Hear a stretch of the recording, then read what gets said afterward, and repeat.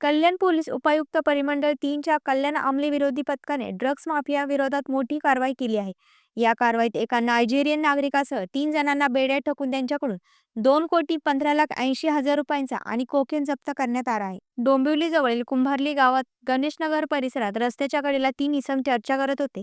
याच वेळेस अंमली विरोधी पथकाची गस्त सुरू होती. गस्तीवर असलेल्या पोलीस कर्मचाऱ्यांचे तिघांकडे लक्ष गेले. त्यांना त्या तिघावर संशय आला. यामधील एक जण हा परदेशी नागरिकांसारखा दिसत होता. त्यामुळे पोलिसांचा संशय बळावला.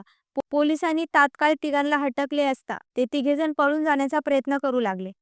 मात्र या पथकाने मोठ्या धाडसाने तिघांचा पाठलाग करत तिघांनाही अटक केली आहे. यामधील एक नायजेरियन नागरिक आहे, तर अविनाश व्यंकटेश सदरला आणि राजेंद्र नायडू अशी उर्वरित दोघांची नावं आहेत. त्या तिघांविरोधात याआधी देखील गंभीर स्वरूपाचे गुन्हे दाखल असल्याची माहिती समोर आली आहे. दरम्यान अंमली पदार्थ विक्रेत्यांविरोधात कल्याण पोलिसांनी तीव्र मोहीम हाती घेतली असून गेल्या वर्षभरात तब्बल 101 गुन्हे दाखल करत पोलिसांनी 146 ड्रग्ज माफियांना बेड्या ठोकल्यात.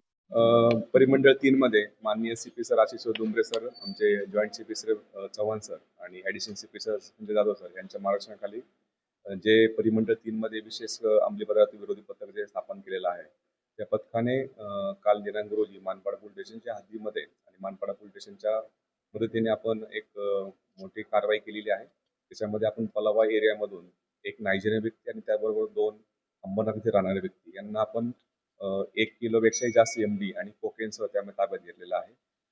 त्यामध्ये आपण आतापर्यंत एक नायजेरियन व्यक्ती त्याचं वय 36 आहे, त्या ताब्यात घेतलेला आहे. दुसरा जो आहे तो अविनाश सदरला, हा राहणारा अंबरनाथचा आहे. आणि तिसरा व्यक्ती जे आहे गजेंद्र नायडू.